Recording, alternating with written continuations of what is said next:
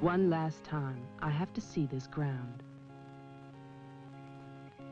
It's beautiful now, as if nothing had happened here. Soon they will tear down the main house, and then nothing will be left. Nothing. Except what I remember. I grew up in the town nearby, where my father was the mayor, and where this house stood waiting for me.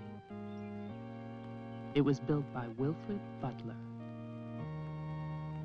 We had never seen him, and he never lived at home. Until the day before Christmas in 1950, he finally did come back for the last time.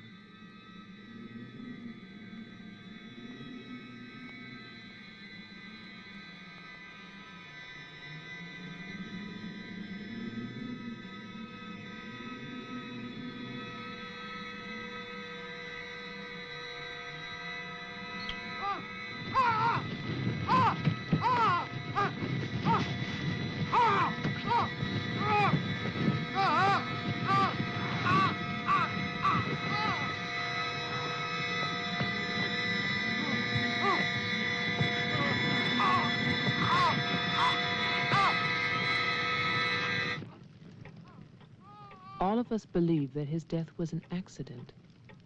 No one knew that another person had come to Butler House that Christmas.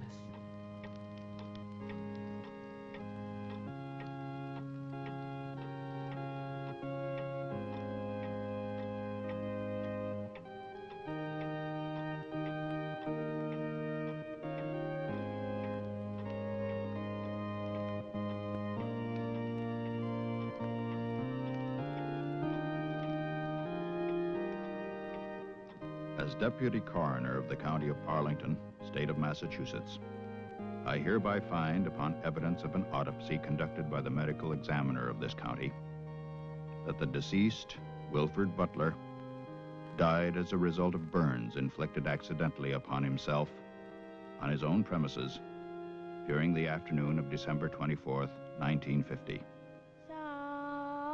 No further inquiry shall be held over the body of the deceased, and this inquest is officially closed. All is calm, all is bright, round yon virgin mother and child.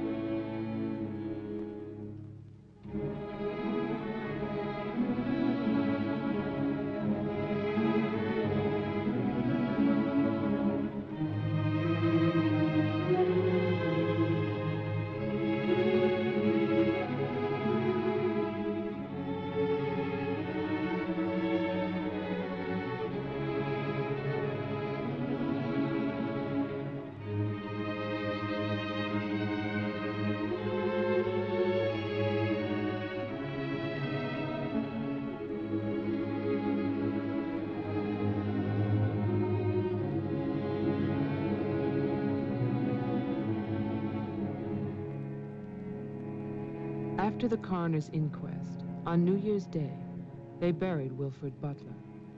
There was no one there to mourn him. It was the funeral of a stranger.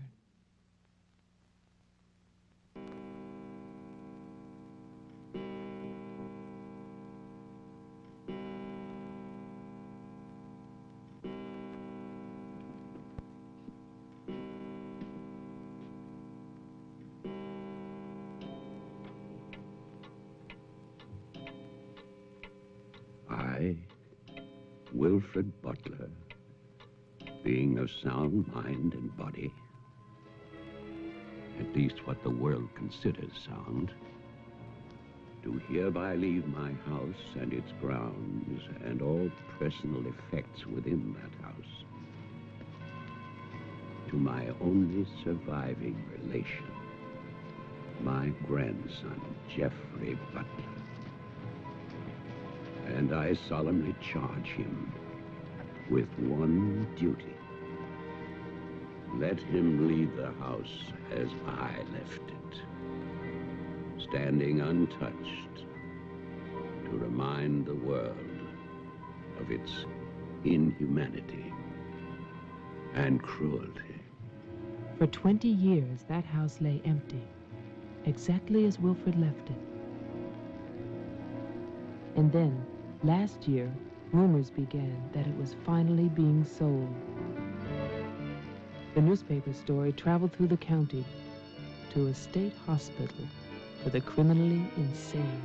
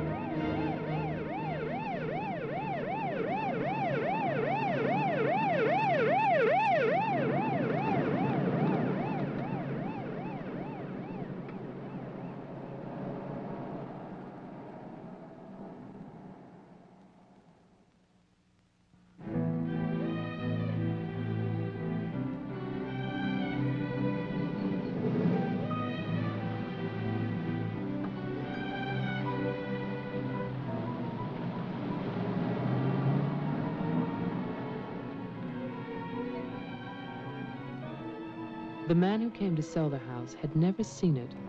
He was a lawyer from the city, just doing a job and enjoying it.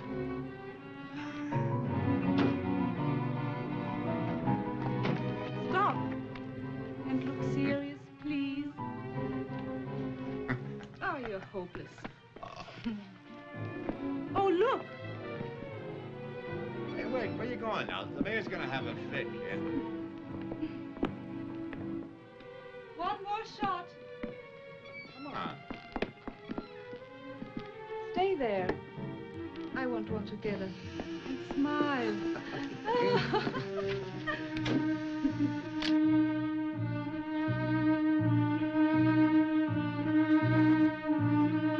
For all the news as it happens, stay tuned to WLIX, your voice of the Northeast. This is Roger Fowler with local stories. First, today's headlines. A warehouse fire still rages in Elizabeth. Police suspect arson. That escaped inmate at Margaretville State Hospital still at large, still hunted by state police. And over in Roxbury, the city passes a controversial housing code.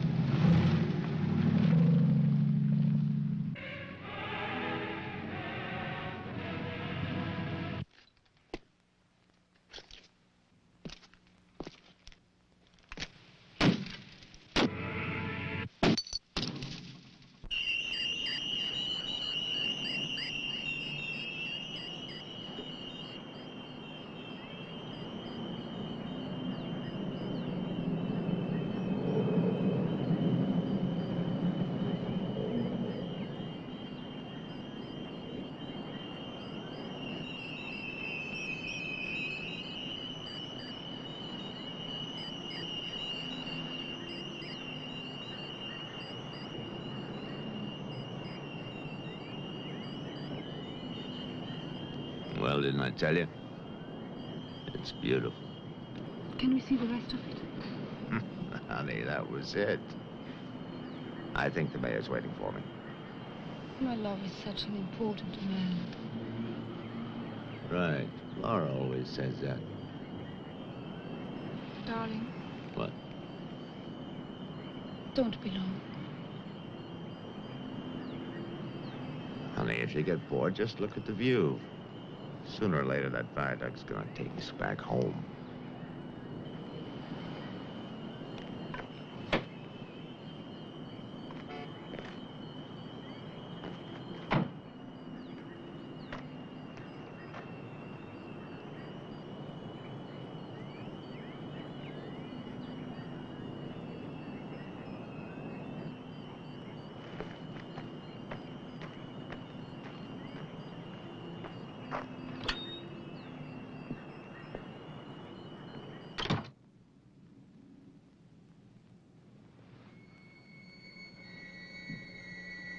Mr. Carter. Mr. Mayor.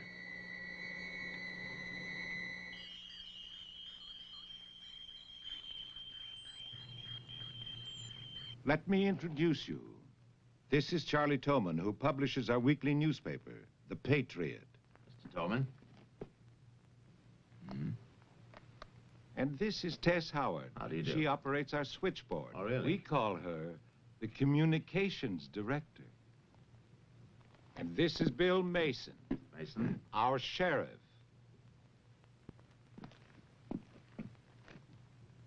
Won't you sit there, Mr. Carter, at the head of the table? Thank you. I didn't expect to meet you all together. It's quite a reception.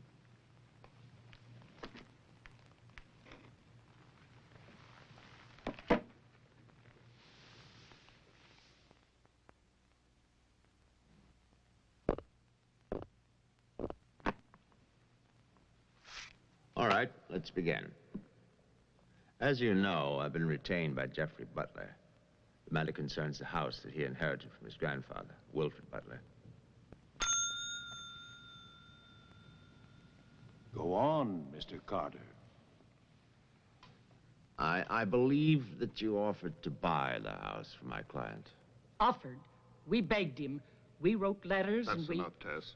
Well, it's true. Trouble. There's always trouble. I can sympathize. I spent the last 20 years and more driving people away from there. Prowlers, burglars, kids, they're the worst.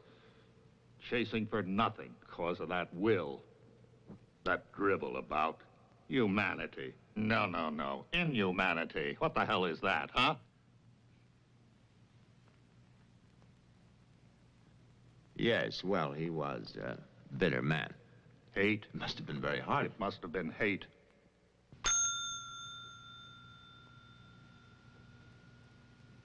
That man hated. Well, some people are like that.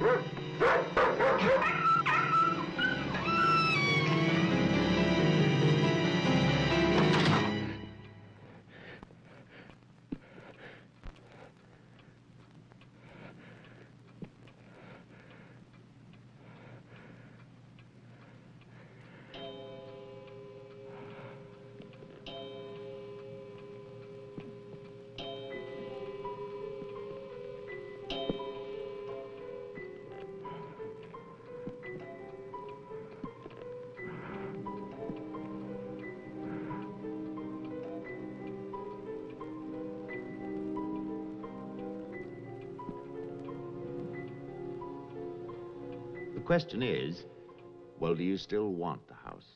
Are you offering it to us, Mr. Carter? Exactly. Why now? Well, that's Mr. Butler's business, isn't it? You know we're not rich. Most of us came here during the Depression. But we love this town. It's our home. And naturally, you want to improve it. Exactly. My client understands that, and he fully sympathizes, and he's willing to sacrifice the house for $50,000 in cash by noon tomorrow.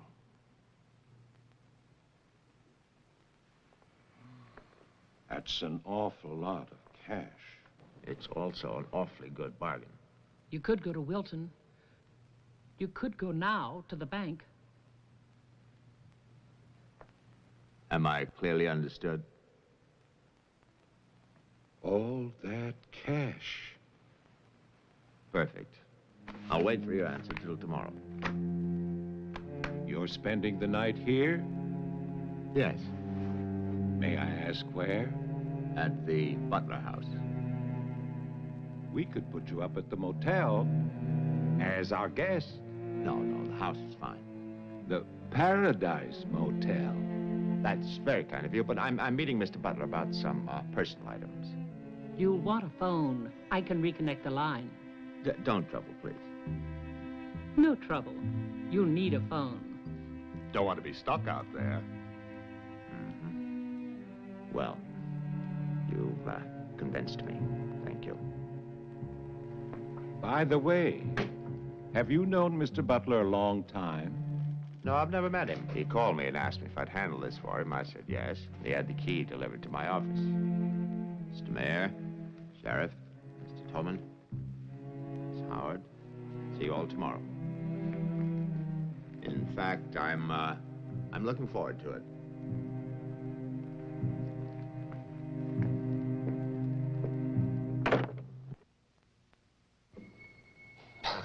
Slick, really slick.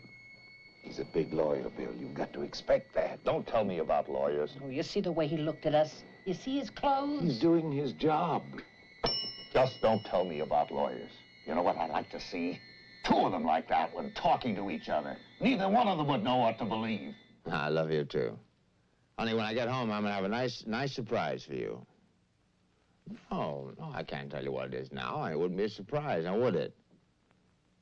No, I can't come home now, but it'll be very soon. Very soon. Honey, of course I miss you.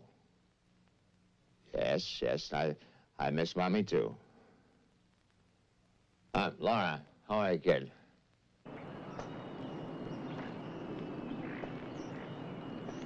So I'll call tomorrow. No, I want to call. I want to talk to Jenny. Yeah, well, as a matter of fact, I'm having a fine time. Well, same to you, darling. What do you mean, hostile?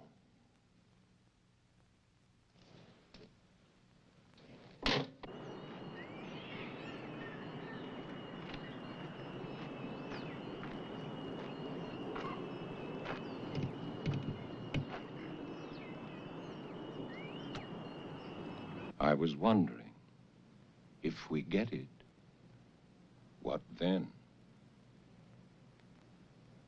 Tear it down. Okay. I'd better get going. Do me a favor, Tess.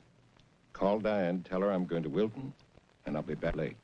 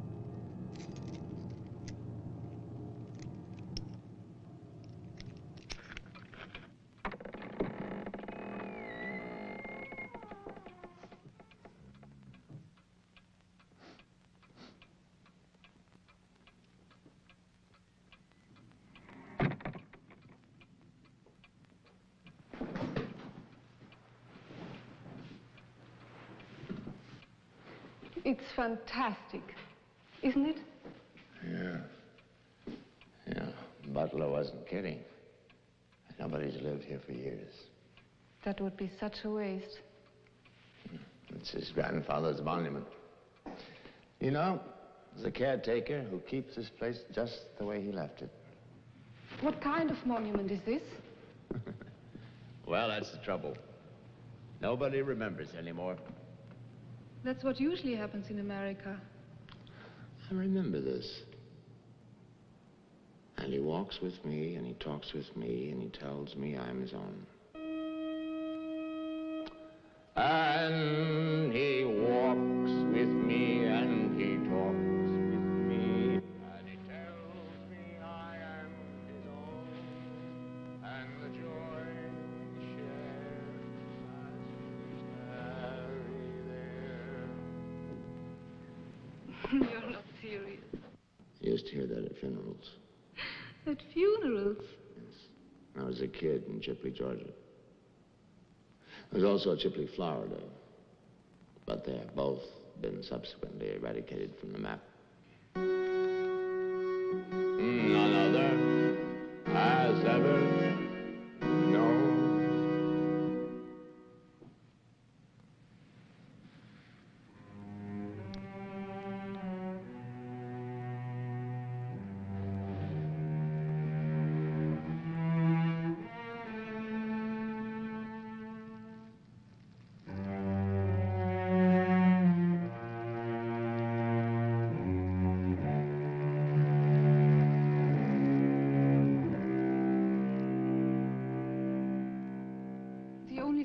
Was a delicatessen, so I brought you pastrami, salami, potato salad, macaroni, everything you like. I'll have bologna and macaroni. No, some of that potato salad. Did you pick the wine, too? The delicatessen man took a personal interest in its selection. Oh, well, we got lucky again. That's early 1970. That's hard to come by. Can I have some, too? Of course you may.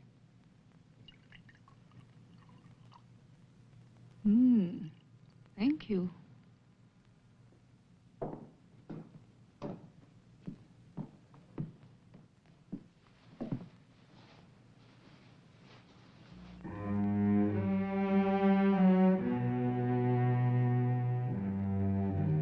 It must have been wonderful.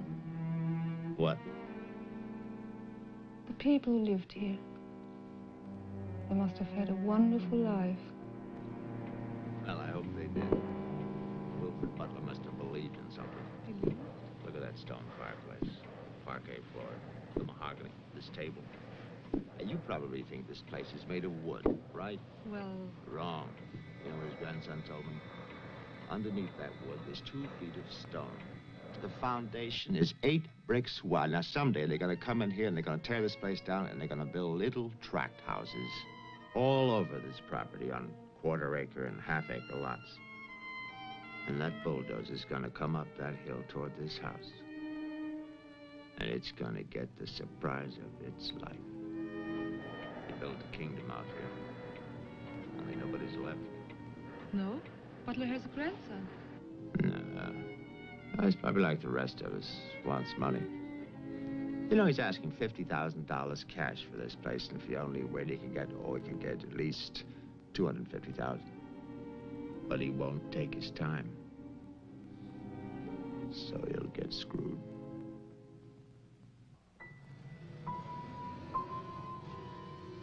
Do you want to go upstairs now? Soon. You know, one of the great pleasures in life is the pleasure of anticipating pleasure. Isn't it? We are very close now, aren't we? Sure, honey. Very close.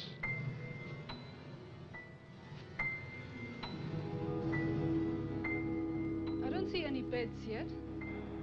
Well, keep looking, honey. Butler said the place was furnished.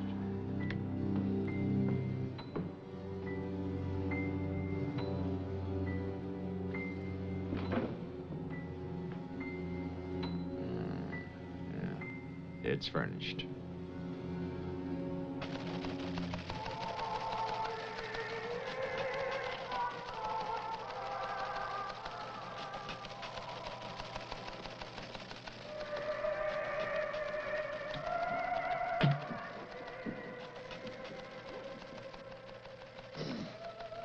Anything doing? No, sir. But look at this. More football, huh? Look how they smeared that quarterback. Look at his arm. Got no time now. Go test.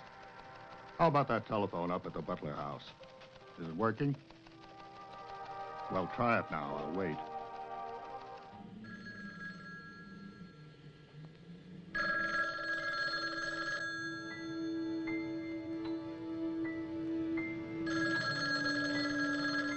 Hello? Oh, yes, Miss Howard. Yeah, the phone's working fine. Very nice of you to call. Thank you. Good night. Honey, I'm going down to the car to get some cigarettes. Be back in a minute. Okay. Don't get lonely. No, no.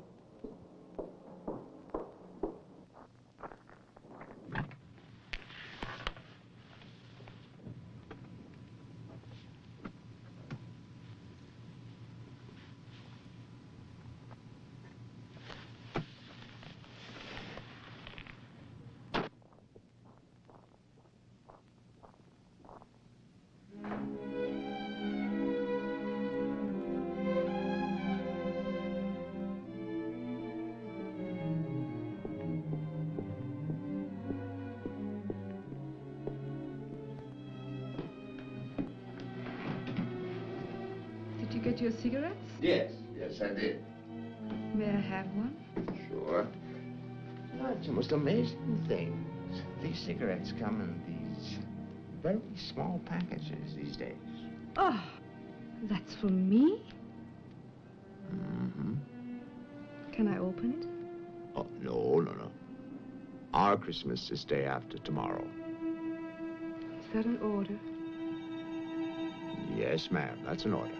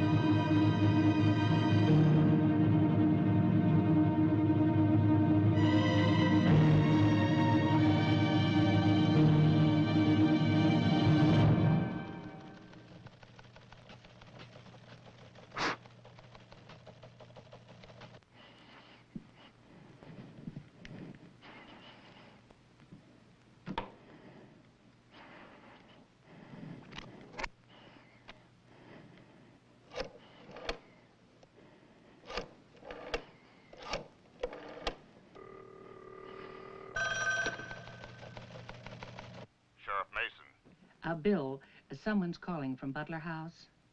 Okay, put him on. Go ahead now. Mr. Carter? I'm not Carter. Who is this? The owner. Butler. I'm worried, Sheriff. Carter's not here. Speak up, I can't hear you. I can't. I'm sick. Can you come here? What is it? What's wrong? His car's here, but he's gone. Won't you come? Okay, okay. Now you stay put in that house. I'll wait for you. Please, hurry. I'm afraid. Now take it easy. I'm coming.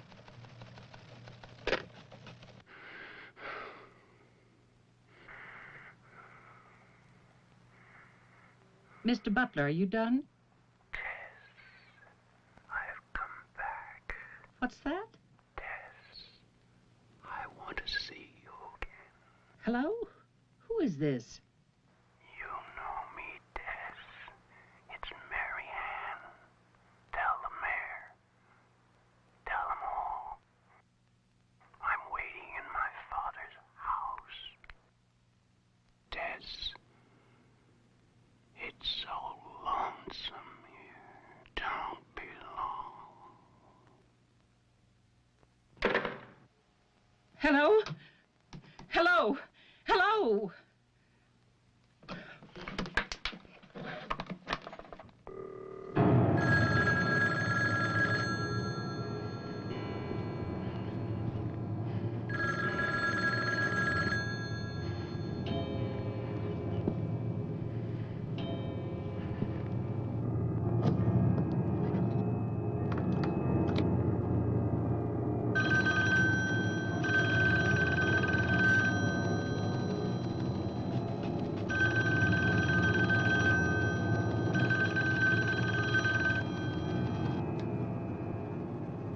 Oh, my God, where is everybody?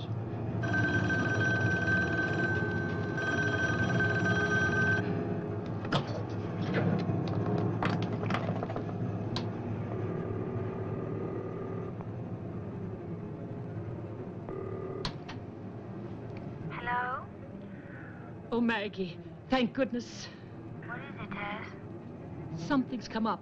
Something urgent. Can you start early? Oh, honey, I'm watching TV. Maggie Daly, you get yourself over here. What is it? Just get moving, Maggie. Just please hurry.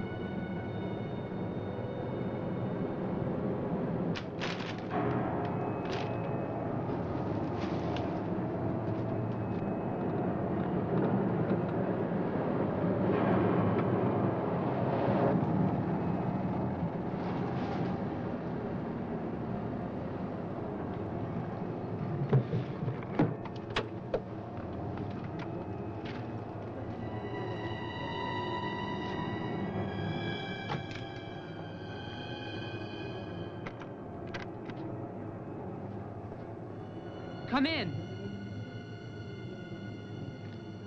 It's open. Okay, mister, that's far enough. What do you want here? Mayor, Try again. My father's not home. And don't move. you want me to put my hands up? No. Just stay there. What are you staring at? I seem to remember you from the road. That's why I'm holding a gun. You scare me. Well, that makes sense. Thanks. Does everybody carry one here? You can ask the sheriff when he gets here. I'll call him. I'm sorry to disappoint you, but the sheriff's office is empty. How do you know? I was just there. Who are you? Jeffrey Butler. Oh, you're the one who's selling the house. Yes. Have you any ID?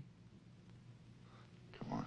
Don't laugh at me. I want your ID. Some maniac escaped from Margaretville.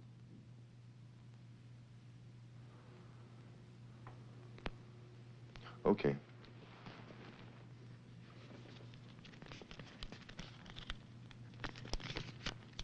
Put it on the table.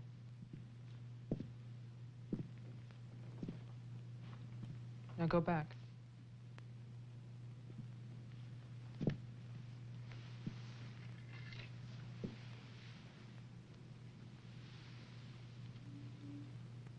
California license. Lucky you.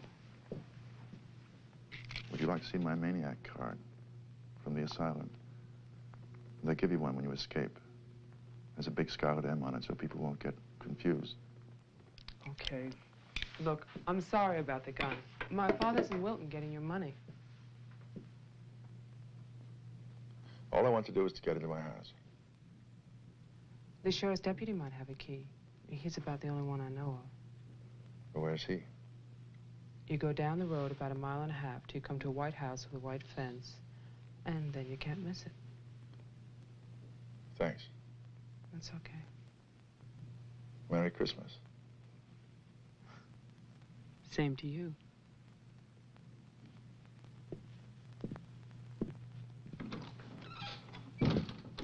If I don't call back in an hour...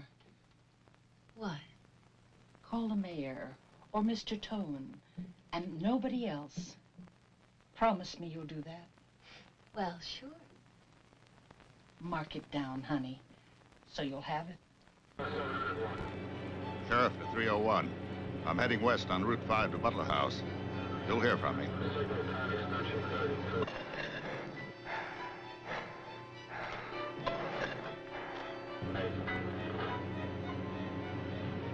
What the hell? What's that light out there?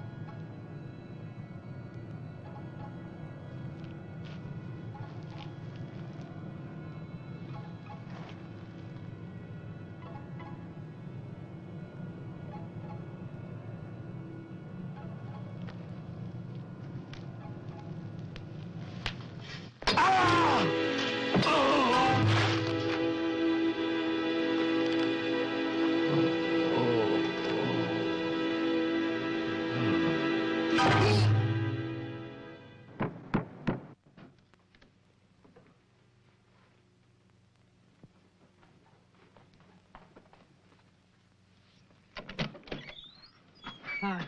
Hi. Did you find the deputy? No, I wasn't there. Oh. I was thinking, isn't your lawyer supposed to be at the house? The door was locked. His car was there, so I borrowed it. You mean you stole a car? Yeah. Keeping it warm. What if he needs it? Let him find me. Who's coming to dinner? Oh, Daddy. We always have dinner every Thursday. Do you want something? No, I ate Paradise Motel. Yeah, I know. It's awful. What about a drink? Yeah. It's cheap bourbon, but that's a big favorite around here. Do you want ice? No, straight. You look tired. I am tired. Well, here's to a fast dollar. Cheers.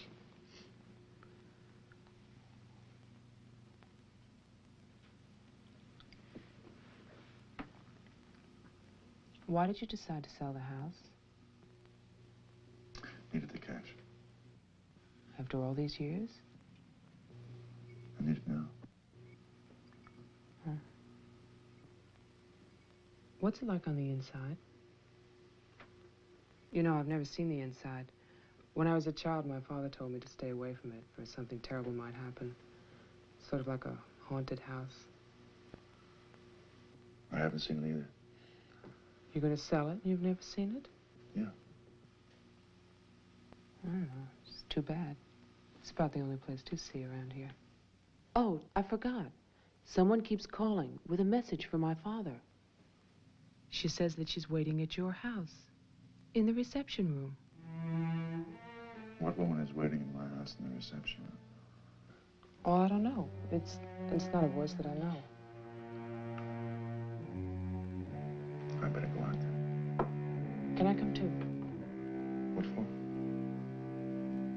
I'm pushy. I suppose you'll be going back to California soon. California? You said you lived there, remember? No, I'll be traveling. Jeff, look. It's the sheriff's car.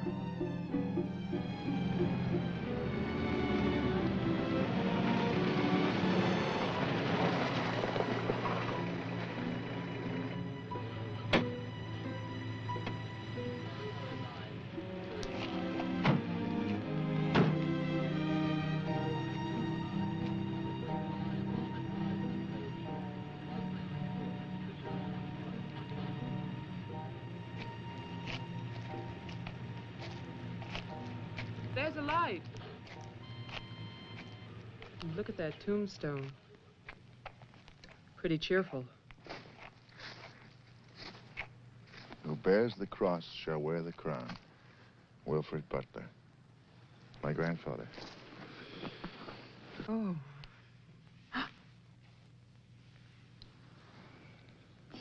Someone left their sunglasses in the snow. They're the sheriff's. My lawyer's missing. So is the sheriff. You get strange phone calls. And now someone's fascinated by my grandfather's grave. Let's get out of here. You still want to go to my house? Yes. But I don't want to go alone. Listen. I'm not nervous. Well, of course you're not. Oh, it's the cold. I'm shaking from it. Let's get out of here. Okay. We'll get help in town. It's 10 minutes drive.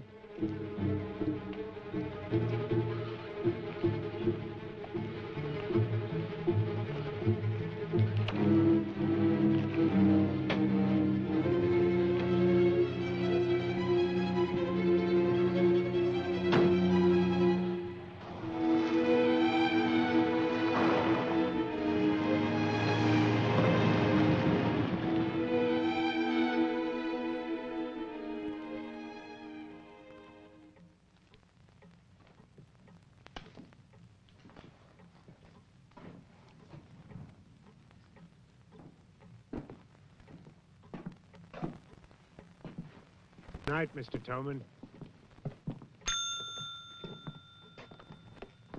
Have a nice holiday.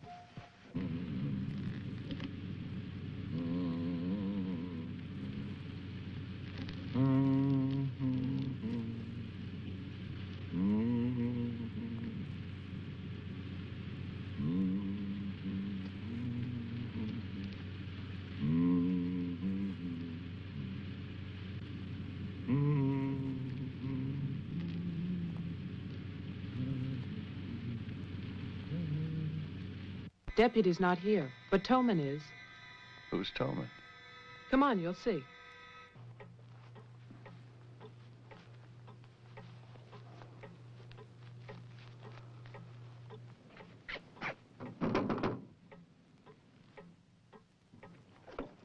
Mr. Toman, wait.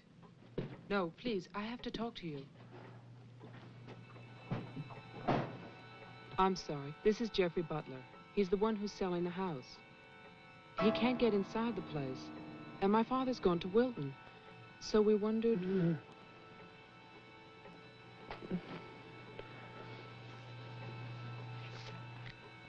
Anything wrong? He'll tell us. Tess has gone to his house. Why would she go there? I don't know. Anyway, she won't get in. You say it's locked.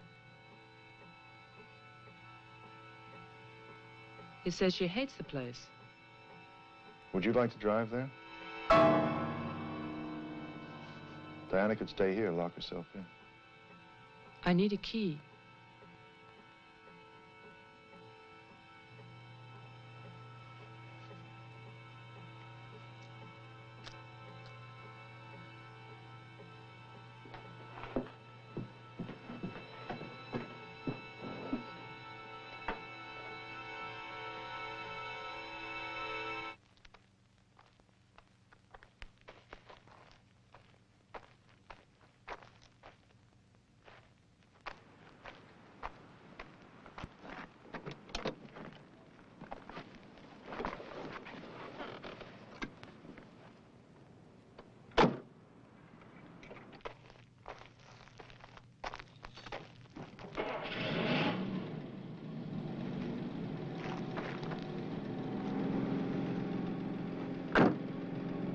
Oh, man, this isn't my house. It's Tess's.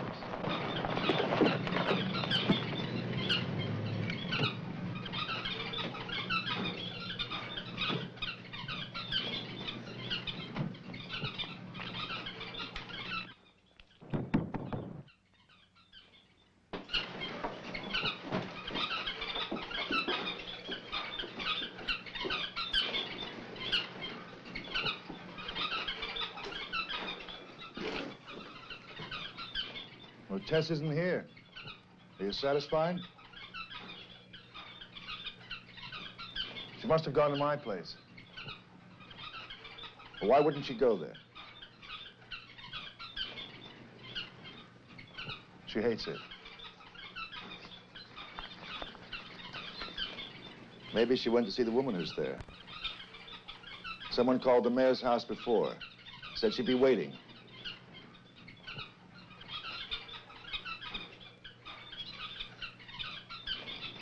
What is it?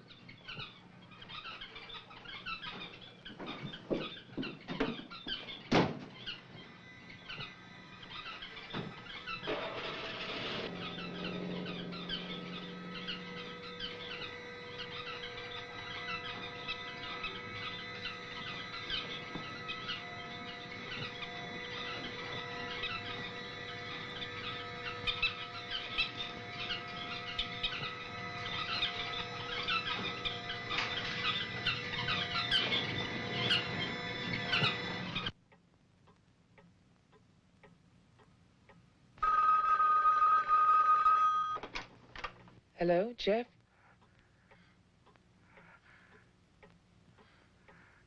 Hello?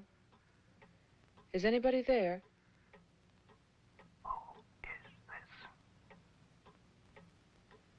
I'm Diane Adams. I spoke to you before. Bring your father to the house. This is Marianne. Tell him I have the diary. I'm waiting. Who are you? He'll know. Christmas Eve, 1935. Hello? Hello?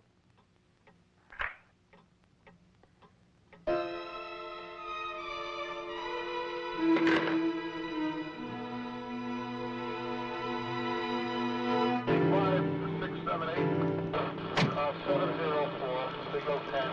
704, C Charlie.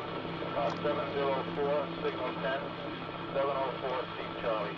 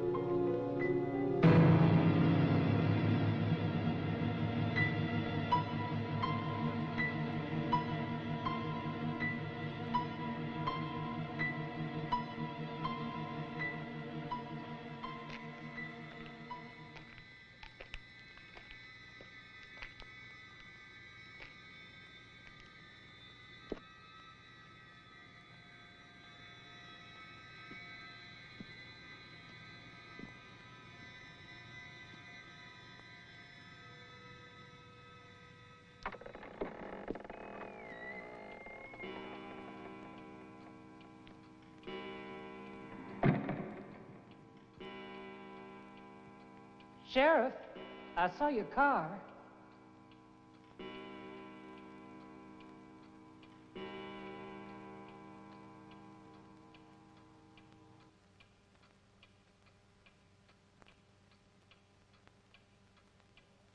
Bill? Is that you?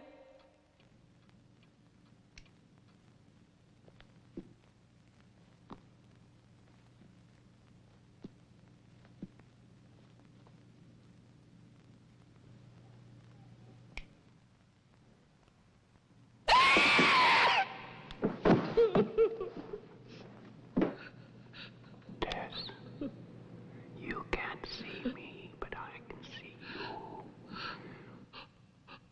you. Oh, yes, I remember that face. You're older now, and fat, but still Tess. And you're frightened, aren't you? Don't be afraid. I want to help you. Take my hand. Take it, Tess.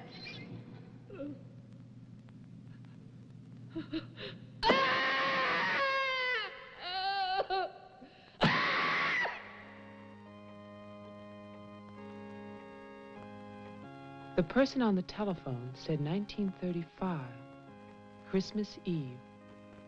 But that's not the beginning. In 1927, Butler House was restored by Wilfred Butler. After that, I find social notes, parties, nothing special. Then, in 1930, Butler's wife, Catherine, dies of tuberculosis. In August 1933, it starts. Wilfred Butler's daughter is cruelly attacked and raped.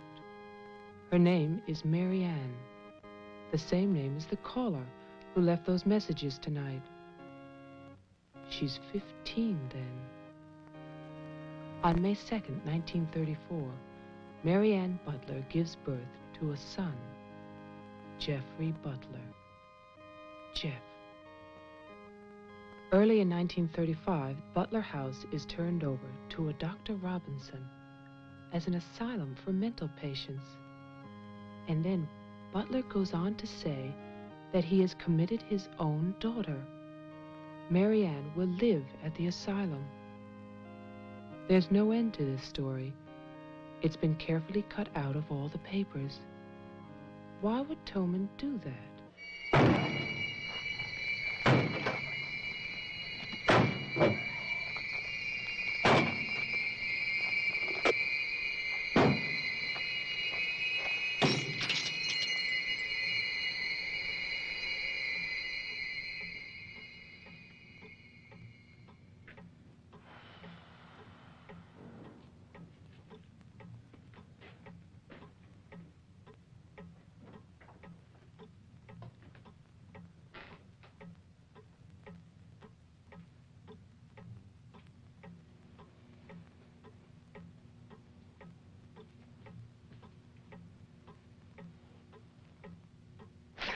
You scared me. Oh, what happened? What happened is, Tess has 40 bird cages. Toman is hysterical. Everybody's at my house but me. It's cold outside, and you forgot to lock the door. Jeff, how old are you?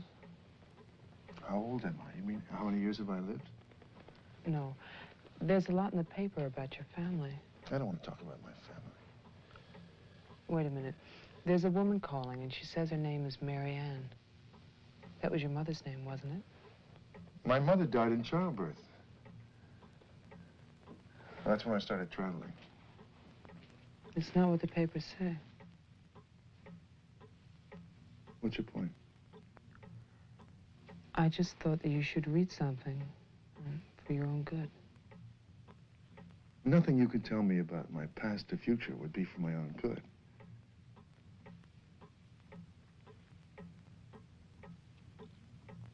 Where is the paper? It's on the table.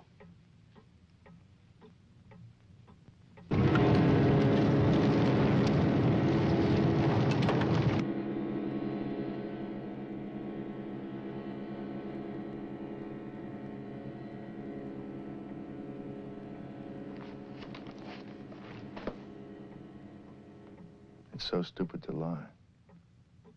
I missed the whole event. Jeff, maybe your mother's still alive. Maybe she's waiting for you at the house. I don't know.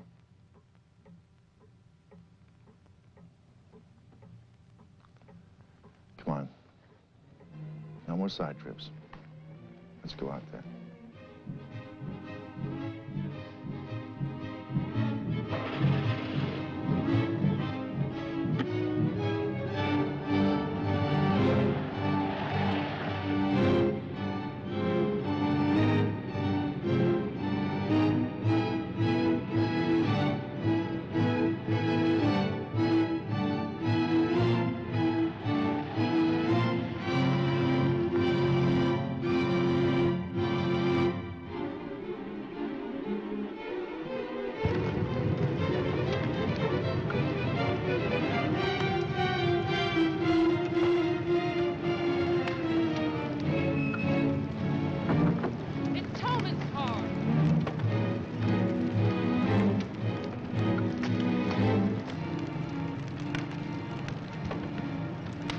It's empty.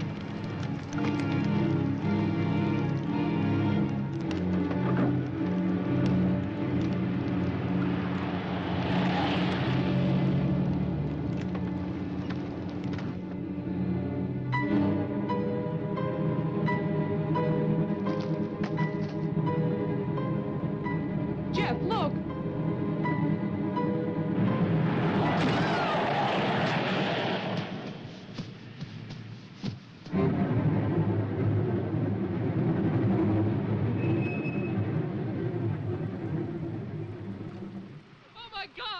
Stay back! It's Toman! Stay back!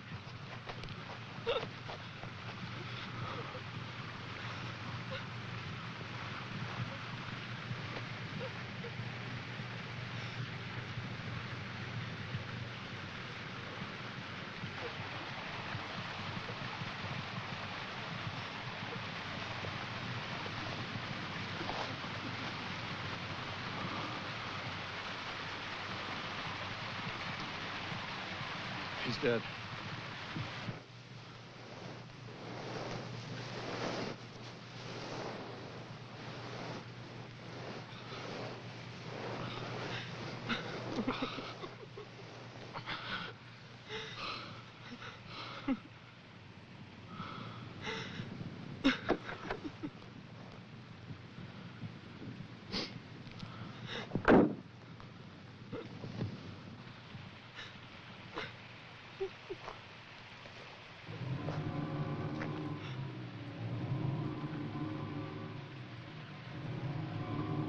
His hands.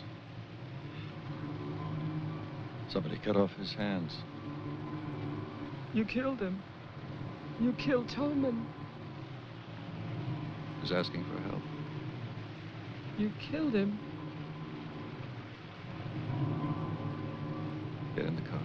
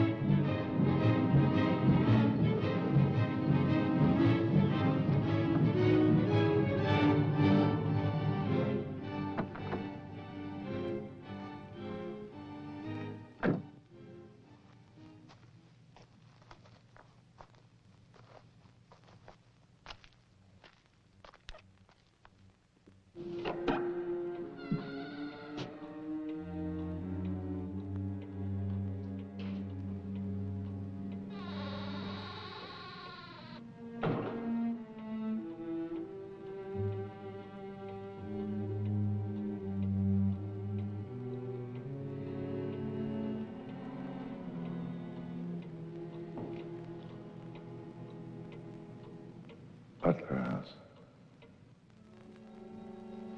The keys. He took them.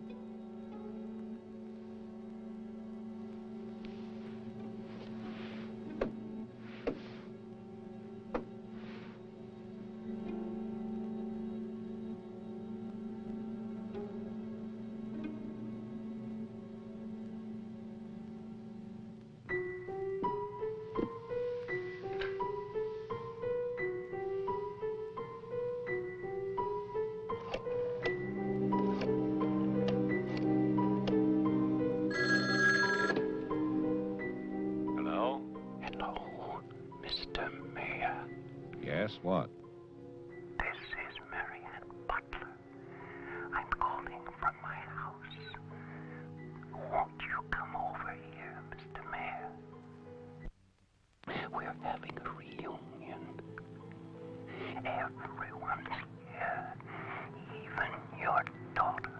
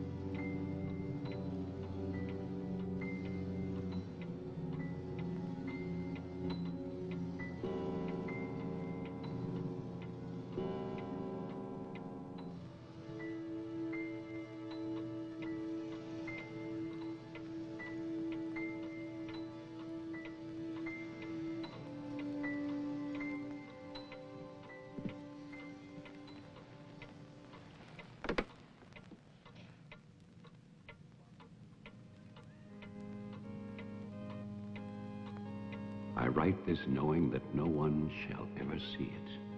Not my beloved daughter, or even my grandson, Jeffrey. I write for myself in the hope of forgiveness, if that is still possible.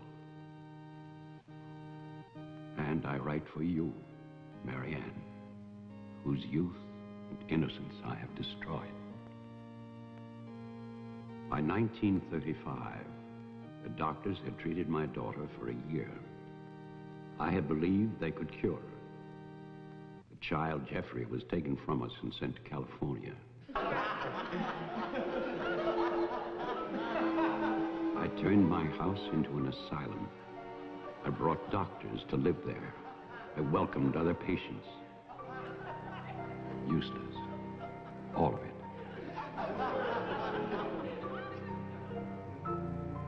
I remembered what she had been.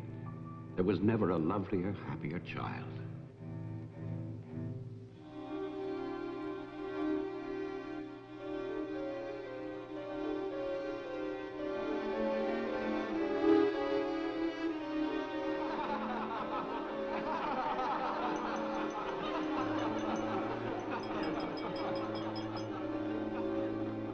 Ladies and gentlemen, now quiet, please.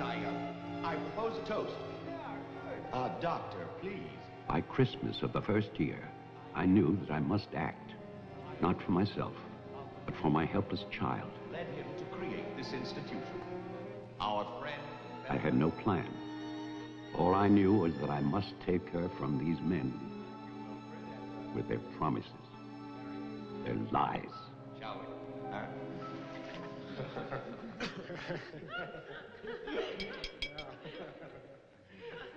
For he's a jolly good fellow, for he's a jolly good fellow, for he's a jolly good fellow, which nobody can deny, which nobody can deny, which nobody can deny, for he's a jolly good fellow, which nobody can deny. I knew that they would gorge themselves into a stupor that afternoon. It was their celebration. I expected no less.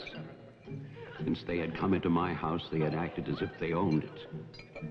They had behaved like poor relations, half guilty, but finally unable to control their appetites.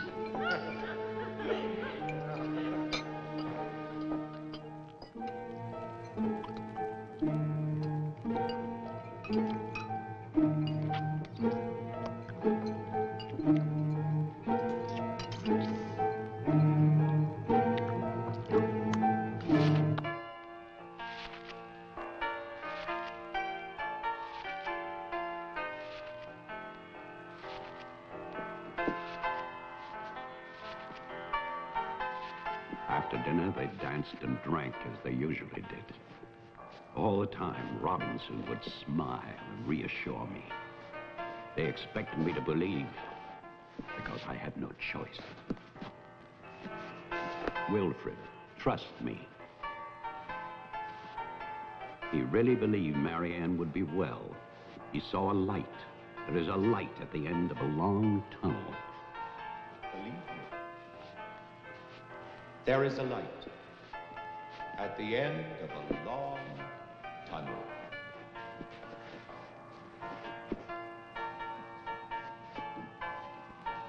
Stay here, Doctor. I'll get more champagne. He was ready. I knew it. Drunk and fat and full of his own importance. I left then.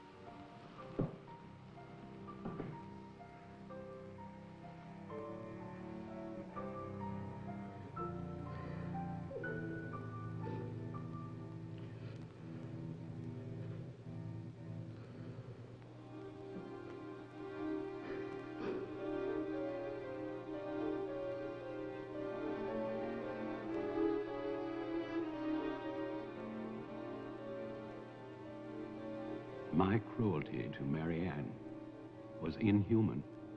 I know that. I had loved her. I had fathered our child, Jeffrey. I had brought her to this. But I swear that on that afternoon, all I wanted was to save my child.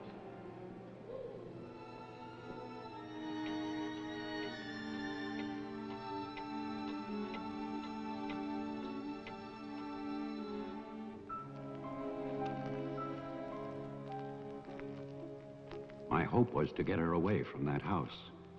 But also, I wanted to set free those other wretches who had so long been abused by the doctors.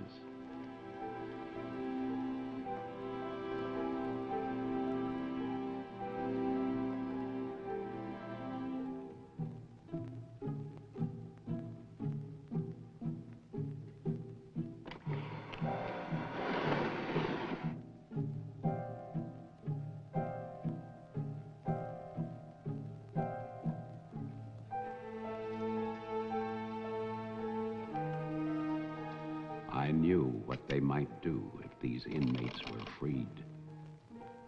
And this is my guilt. I knew, and still I freed them.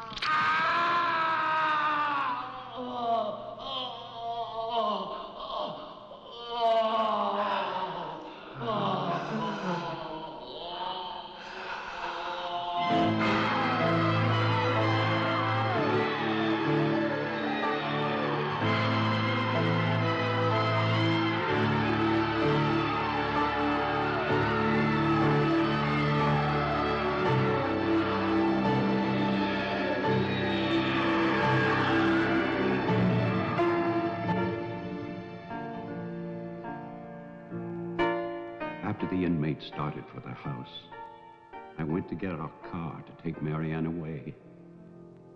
I do not know exactly when she slipped away from me. I assume that when they saw her in the dining room, the inmates believed her to be part of that household which they hated. And so, they killed her. Later, there was a celebration. And then most of the inmates fled, I don't know where. But I shall never forget what they did to my child. Since that Christmas, I have lived in prisons and asylums, lived anonymously, as an animal. I have wandered in bitterness until all seasons have become as one. And that is a season of vengeance.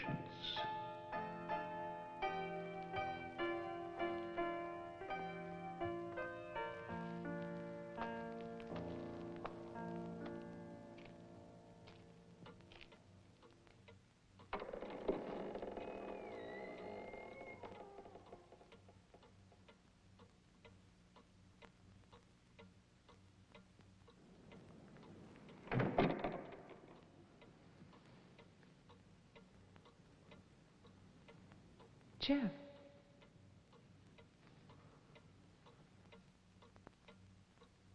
Jeff? Wilfred Butler is still alive. This is still his house. Your grandfather died in 1950. He was burned to death in this house. My grandfather poured gasoline over a squatter he found here. The town wanted to believe he was dead. They still do.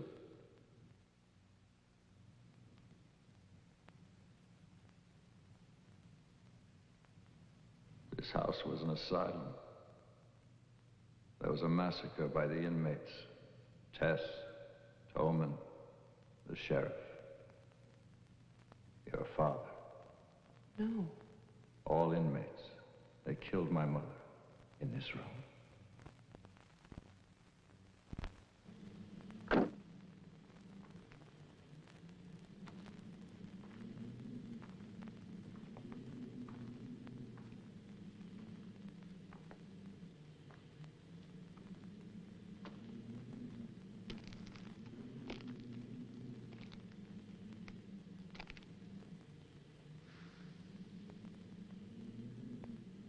Who's that? Who's there?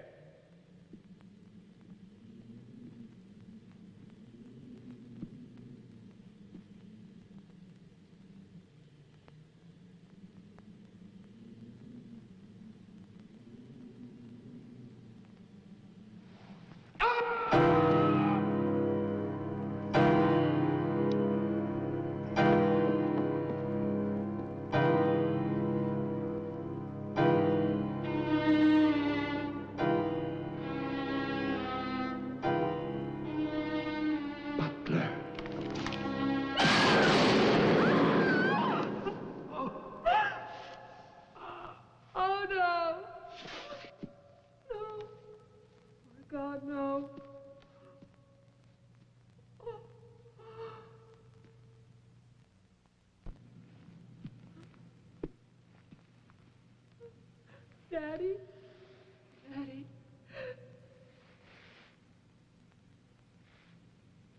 Diane? Jeff? Jeff? No. No. Jeff, why? Why? Sorry. Marianne.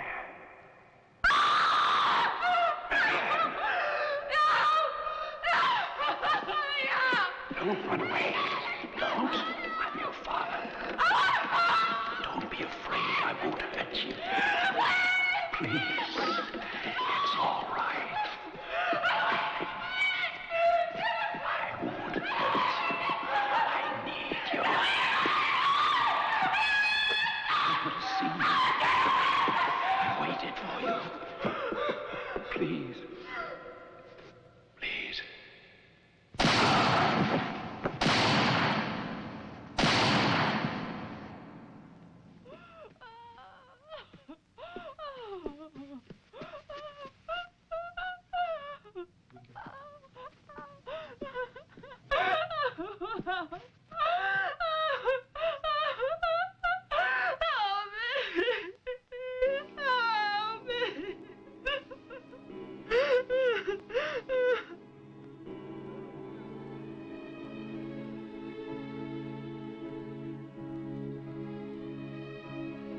I spent that night weeping.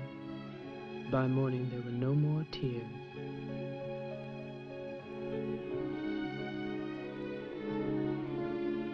I know that my father and Jeffrey both thought they were shooting at killers, but they were simply the last victims in that house of victims.